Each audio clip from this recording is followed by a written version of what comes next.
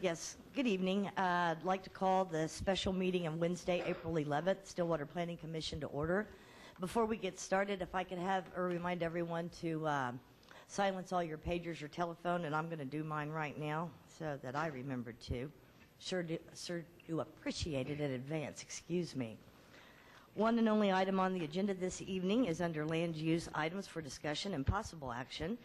It's Neil Rogers Minor Subdivision, PZ-12-1632, requesting review and approval to divide property addressed as 1716 West Sunset in RSS Residential Single Family Small Lot District into 2 lots. Complaint regarding the division of property received. And I have Tom here, but I see Patty's in front of me. Good evening, Patty. Good evening. Patty Evans, Special Projects Planner, here to present this minor subdivision for your consideration. Minor subdivisions are normally granted administratively. The reason this minor sub is before you tonight is due to a resolution and some letters received by Development Services requesting or protesting the division of the property. And before I go any farther, I would like to explain the difference between a lot split and a minor subdivision. A lot split is where you divide the land and you have into unbuildable lots. So you will have an outlot, or you may divide a portion off to combine with another lot or so forth. A minor sub is a division of land where you can divide it up into at least 3 lots, or a maximum of 3 lots, as buildable lots. And that's the difference between the two. One's unbuildable lots, one's buildable. Okay?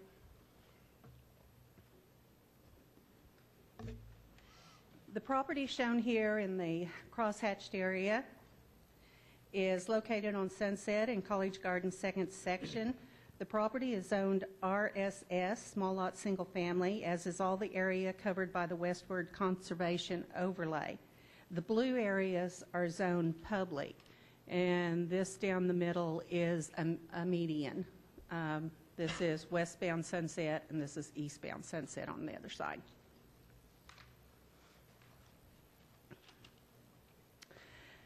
This is the plat, original plat of this block of College Garden section, set in 2nd section, with the subject property outlined in red. The property encompassed an original 5,250 square foot lot, shown here in the middle, and half of the lot to the west and half of the lot to the east, to equal a 10,600 square foot lot. This configuration for this lot has existed since 1950. And I would like to point out that originally there were 3 lots in here, so you could have had 3 additional houses in there. But instead, that one lot took 2 halves to make one lot, built 1 house.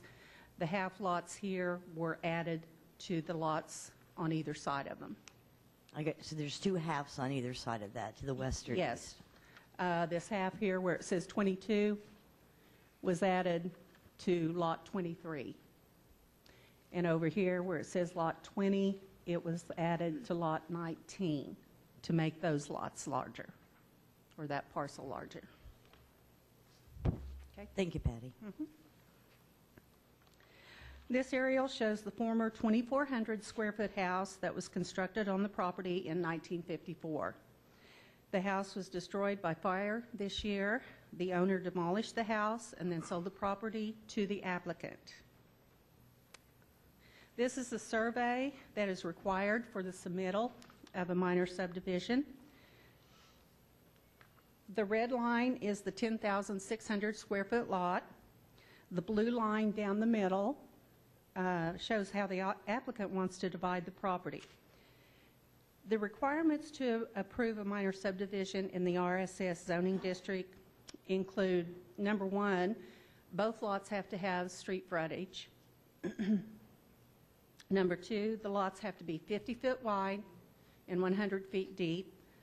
to make a minimum size lot of 5,000 square feet. On the minor subdivision application, both proposed lots have street frontage onto Sunset. Both lots are 50.27 feet wide. The lot line here on the west on track 1 is 105.13 feet, and the east lot line is 105.44, resulting in a 5,292 square foot lot. On track 2, the west lot line again is 105.44 feet, and the east line is 105.75 feet, creating a 5,308 square foot lot.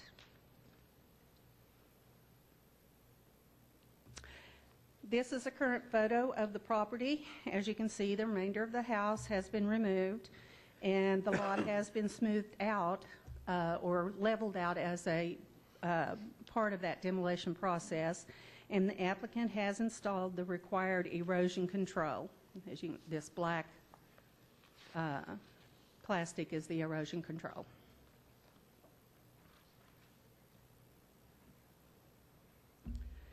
Staff findings include number 1, the Westwood Conservation Overlay District was approved in July 2011 and provides for additional regulations within the district to address boarding houses and provide a method for compliance of such boarding houses over a period of 10 years.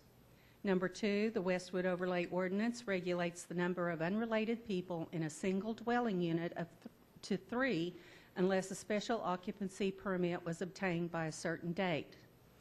Number 3, the Westwood Overlay Ordinance does not regulate subdivisions of property or the appearance or size of a single-family structure.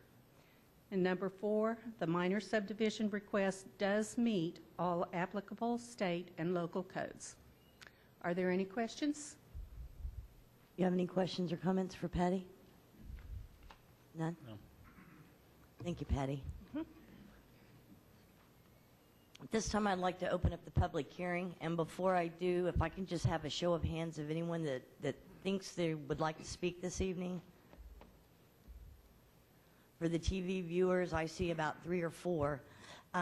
What I would like to do before I ask anybody in favor of this minor subdivision to step forward, if we could please state at the topic of truly discussing a minor subdivision and just try to keep to that point, and then if we become redundant, it doesn't look like we're going to with 3 hands. So anyway, if we could just stay on point on exactly what our task is here this evening to address, I certainly would appreciate it in advance.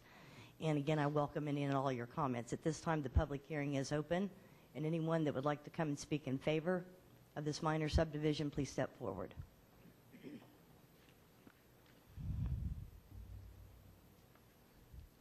Please state your name and address. I'm Neil Rogers, 208 North Wheeler. You might pull the mic up a little bit, Neil. Okay. Thank you very much. 208 North Wheeler, Sallisaw, Oklahoma, 74955. I've been referred to as an out of town investor that's coming in to inflict damage on the neighborhood.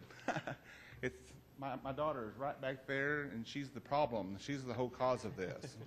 I sent her up here to OSU 2 years ago, and she got in her business college, and she looked at her Berkshire bill, and she said, "Dad, next year there's going to be me and my sister both up here, and it's going to cost $18,000 to put us in housing. It's a business decision you need to make to build a house up here for your children."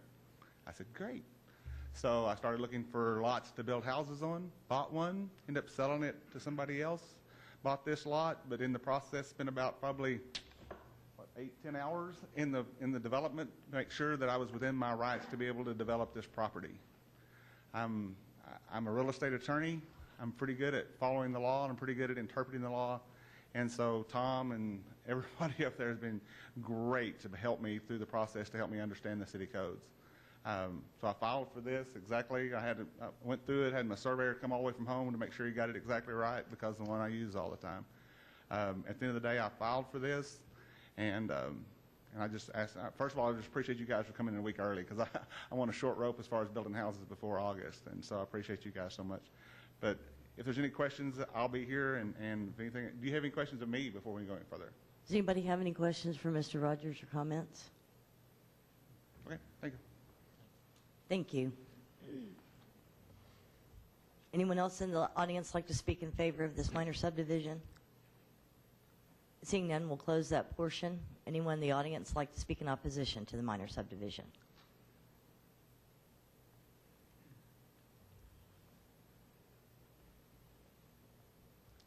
Good evening. My name is Mark Lambert. I live at 1824 West University. My property is bound by University on the south and Sunset to the north, and strongly believe that the proposed development will have an adverse effect not just on my property but the entire neighborhood. The property located at 1716 Sunset is one of the original properties located in a neighborhood that was originally zoned and remains zoned single family small lot. The proposed development of this property is not consistent with the original zoning. What is being proposed is more closely, if not entirely, multifamily. 2 rental units with a combined quantity of 6 bedrooms to rent to 6 unrelated occupants. This is hardly a development for single family.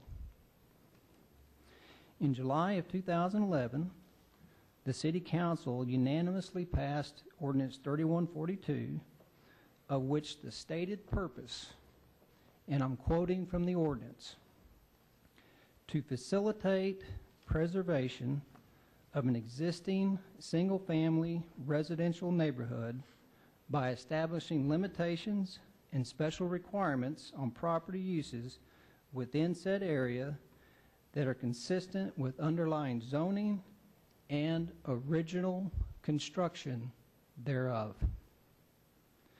The proposed development is not consistent with the underlying zoning or the original construction. Prior to this proposed development, a once beautiful single-family home had been constructed on this property. Building 2 3-bedroom rental properties is hardly consistent with the original construction, as the stated purpose of Ordinance 3142. The development being proposed is one that was never intended for this neighborhood. This development further burdens the already overloaded infrastructure of this neighborhood, including water, sewer, and traffic volume. This development will likely include paved parking, which will further worsen the flooding that already exists on Sunset today. I respectfully request that the Commission uphold the original zoning intent and enforce the stated purpose of Ordinance 3142 and deny this development. Thank you. Any questions or comments for Mr. Lambert? Thank you. Anyone else like to speak in opposition?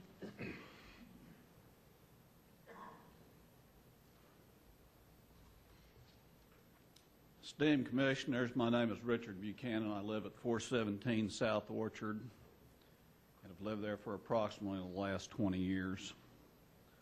The applicant, Commercial Properties Brokerage, LLC, Sallisaw, Oklahoma, owns a residential site at 1716 West Sunset. It appears from the applicant's survey that the applicant seeks to split the middle lot, Lot 21, into 2 halves and add 1 half to Lot 20 and the other half to Lot 22, which will result in 2 50 by 100 building sites, identified on the applicant's survey as Tract 1 and 2. The applicant's survey, which was submitted with the application, identifies it as a lot split survey. Now, staff is correct in its reading of Code Section 23-7, which defines minor subdivision, and it defines lot split.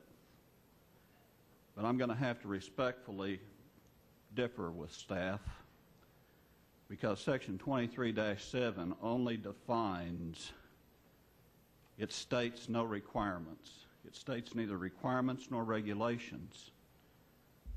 Section 23-315, which is titled Minor Subdivision, semicolon, lot split, and I'm going to emphasize the words minor subdivision, lot split, appears to me to be the appropriate code section that would govern such an action as being requested. The language in 23-315 in Section B, again, referring to minor subdivisions, lot splits, says that no additional buildable tract shall be created by the division of a property. Commissioners, this prohibited result is exactly what the applicant is seeking to achieve. The language surely was incorporated into this section of the city code to prevent what the applicant seeks, to increase the density from a previously established use. If the Commission continues to characterize this as a minor subdivision and likewise deems that the restriction in Section 23-315B is inapplicable, then it still runs afoul of other sections of the code. The parcel is zoned RSS, residential, single family, small lot. In Division 3, residential districts of Code Section 23-137, it spells out the permitted uses of RSS zoning, and subparagraph 1 says that it will be used for conventional single family as a permitted use. We believe that if the minor subdivision provisions in 23-7 are allowed to govern the definitions and the applicant's actions are approved by you, that this will adversely affect the development of adjoining property and is in conflict with other applicable ordinances of the city. That last sentence was a direct quote from Code Section 23-137. Last July, your City Council enacted Ordinance 3142. And a bit later in August, it enacted Ordinance 3148. Those two ordinances created Section 23-275, which established regulations that created the Westwood Neighborhood Conservation Overlay District. This was a bold move. It was a bold move by you. It was a bold move by the council. I want to quote you the purpose of the Westwood Overlay. This is out of the ordinance: to facilitate preservation of an existing single-family residential neighborhood by establishing limitations and special requirements on property uses within said area. What we believe the applicant intends is to build 2 3-bedroom houses on the replatted site after the lot split has occurred. This has historically been the site of one single-family dwelling. This appears to be an attempt to pervert the city code and to circumvent the boarding house provisions in the overlay district ordinance by building 2 houses with 6 bedrooms where historically one house with substantially fewer bedrooms than 6 existed. Section 23-275.4 of the overlay ordinance says that should a requirement set forth in this code division, that is the overlay ordinance, conflict with another requirement set forth in Chapter 23, then the requirement set forth in this division shall supersede the Chapter 23 requirement to the extent of such inconsistency. I hope that I persuade you that such an inconsistency does exist between what is being applied for and the intent of Ordinance 3142. Commissioners, we, the residents of the Westwood neighborhood, beg you to make this a failed attempt.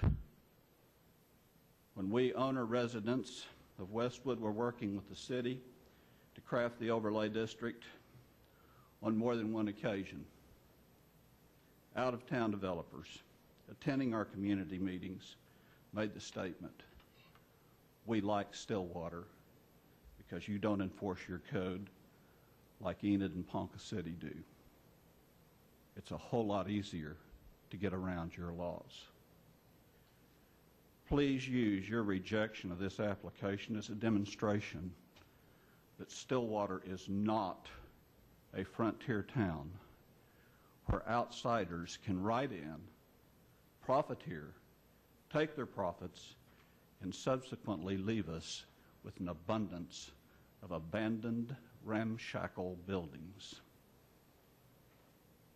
If the application is approved by you, I would like to go on record as appealing that decision to the City Council, and in hopes that I would not have to further appeal it to the Board of Adjustment. I'm sorry that you had to come in this evening. I don't exactly understand why, but I've stated my position, and I'm sure that you will do the right thing. Thank you for your comments. I think we had one other hand that raised. Yes, ma'am. Please step forward.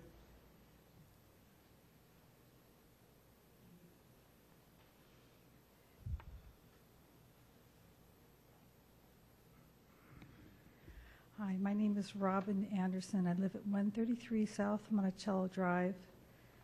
I live at the end of the long oval that overlooks both sides of West Sunset Drive. I believe I'm the only one that really gets to see the sunset. It's very beautiful. And last year, while I was on vacation, very quickly a large home was built. I don't know how it was approved. The frontage was very much shorter than the other homes. It looked like it was a 6-bedroom. Definitely 6 cars had been parked there. And it's a real eyesore. When the house burned down, my husband just said they're going to make that into, they're going to split it and make it into 2 little lots, and he was right. There's a lot of problems there. The streets have all been changed so that they have one side parking. That one side of parking is, I know you want to discuss the lot, but there's also a parking issue. These 2 50-foot houses that are across the street, 3 50-foot wide houses.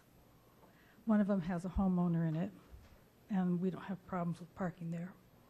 Another one next door has a fellow that lives there along with several of his roommates, and they have enormous parties. The house across the street from that, the one with the large frontage, about 285 feet, they also have 6 people living in that house, and they have large parties, huge parties, and a number of their people and guests and many people park along there at various times during the day. Some days you'll see it, there'll be maybe 1 or 2 cars, and then there'll be a huge number of cars there. Definitely moving over into the 1716 lot area, and same with the cars from the other part. This large house had, again, 6 cars. I've seen parked there in the morning. So I can't imagine how they're going to deal with the parking issues even there, just the parking. If they have if they're, I don't know what the frontage is going to be. If it's going to be, let's see, I see a setback line of 20 feet. If you have that, and then you have a place to park your, the driveway, and then there'll be room for one other car there. There are going to be 3 people in each one. I don't see how they'll have to move over into this area, or they'll have to have a large driveway, because if you have 3 separate people, a husband and wife, we're constantly, Mike and I have a very, very long driveway, but it's very narrow. We have no parking on either side of our street. So if we ever have a guest, they have to park across the street, or we just push all of our cars forward. And a lot of times there is no parking there. The same with the next door neighbors. They have 3 people live in the house. 2 of them park in the driveway and swap out, and then the other one parks in front of this 1710. So where are they going to park? If they have 3 people in there, 3 separate people, where are they going to park? They're going to be parking in the other people's areas, and there's no room. It's along with the loss, the beauty of the area.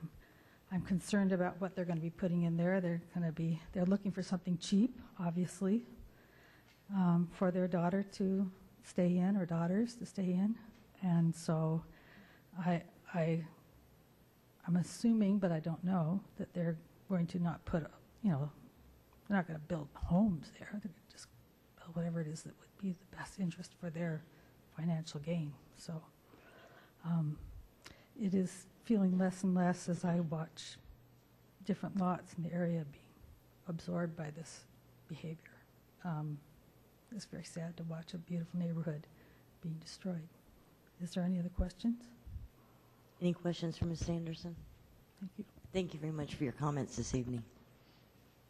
I think we've exhausted. Anybody else in the audience like to speak in opposition? I'm sorry, we didn't reserve, or you didn't ask, so I apologize. We're already on the opposition. Okay, yeah. Thank you very much. So at this time, I'd like to close the public hearing and ask for staff's alternatives. Patty, please.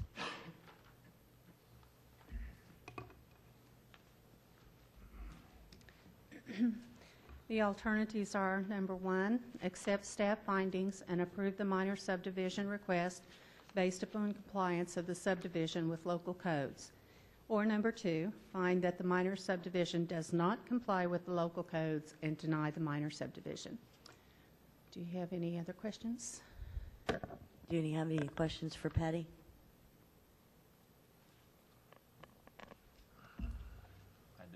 Okay. Joe's got one. Okay. Some of these are kind of silly. As I drove by there today, is the street directly in front of the lot, is that a one-way between the divided park deal? Yes. I shouldn't say this publicly, but as I was mentally absorbed in reviewing the situation, I believe I was going the wrong way on that one. Yes, going back to this map here, that blue area is a median. The westbound lane is on the north side of that median, and the eastbound lane is on the south side of that median. So yes, it's a divided road. I broke the law today. We won't tell on you, Joe. Okay. I think that's all. That's all? Okay. Patty, I'll just clarify. Could I see your alternatives up there, please, one more time? I think what we've got before us this evening, or at least the way that I see it, I just want to ask you a couple of questions, is a minor subdivision. And from what I read, they meet all requirements of city code and state ordinance on a minor subdivision. Is that correct? That's correct. And when they speak of houses if we're referring to ordinance 3142 and they built 2 homes there.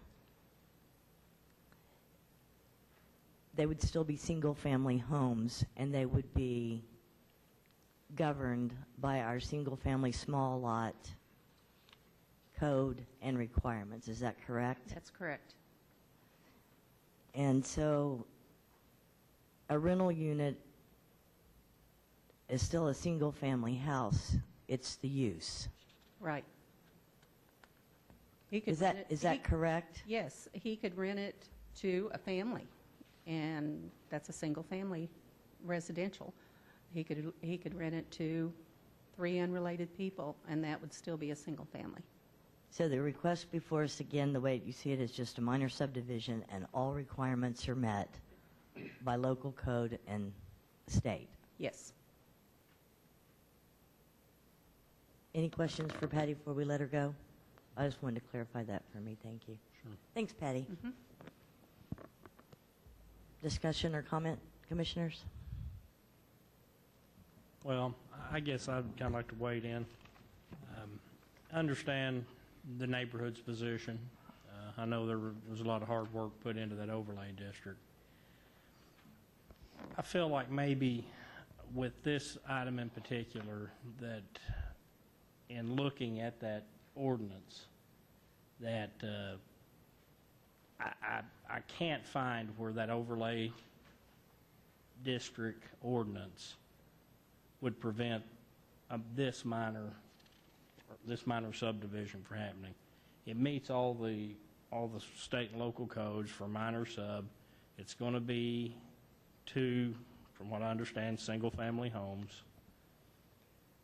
I don't know that any of us know what the applicant, it sounds like he's going to put his daughters in one of them.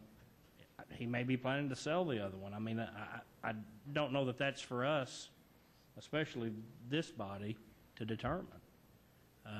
The way I see it, he meets all the requirements. The lots are large enough. It is the underlying zoning of RSS. And, again, understand the neighborhood's concerns, but I think a few of these items, as in how the buildings look, those kind of things, should be handled with covenants, restrictive covenants, which I don't think there are any for that area. As far as a house looks or that kind of thing is what we normally see in a set of restrictive covenants. So, with that being said, I don't feel personally that we can deny this request. I have a different observation. Okay? If you look at the ordinance in question, ordinance 3142, section 23275.3, purpose. The purpose of this ordinance was to set up a special overlay district to preserve the existing single-family residential neighborhood.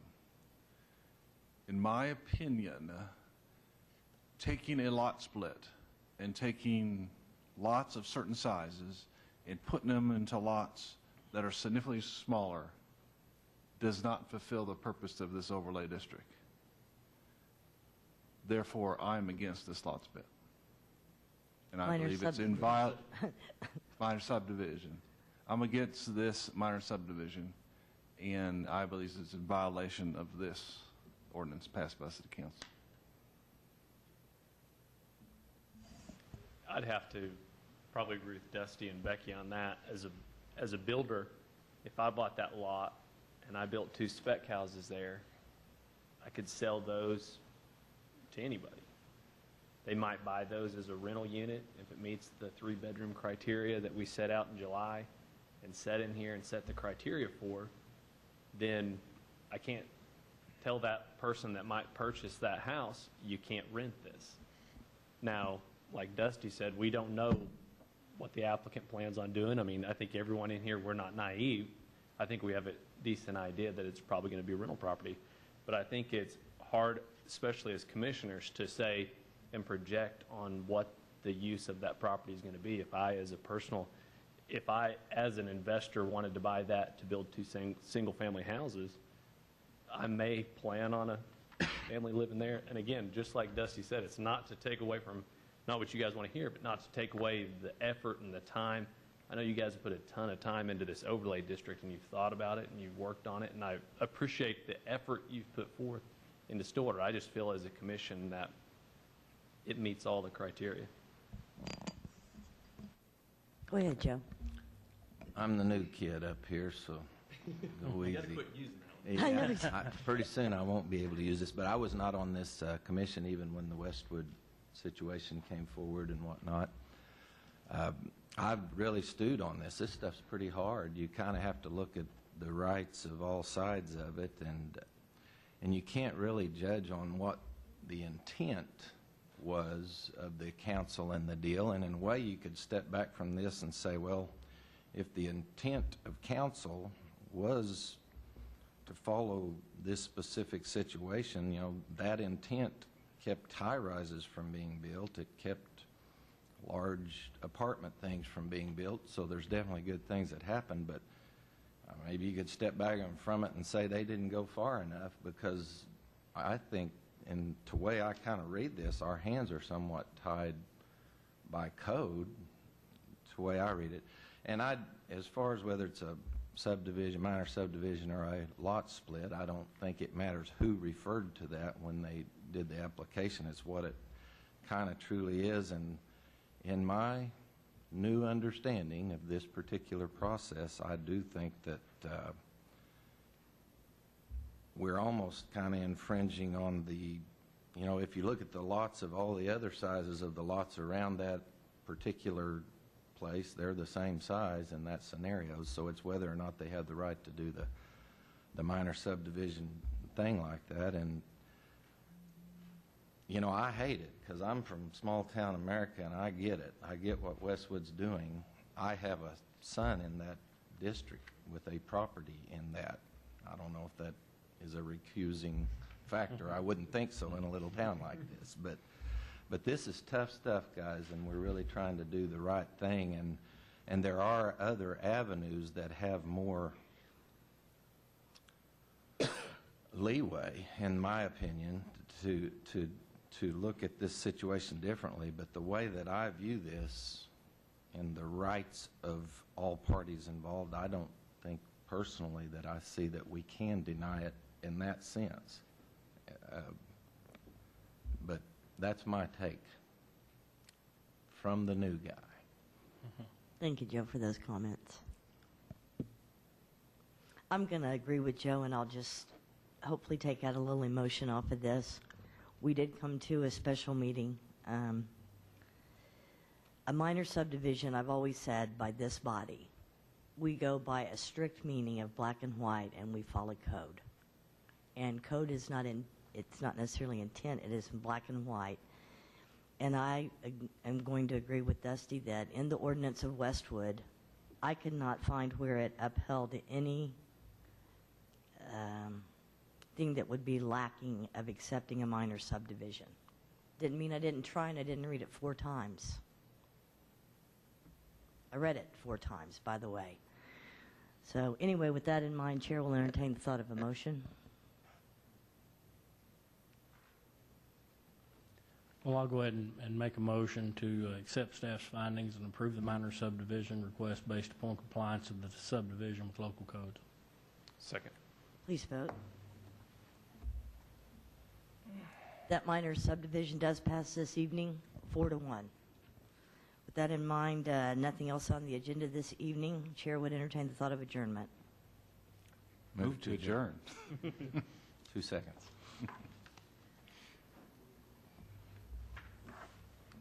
And we are adjourned.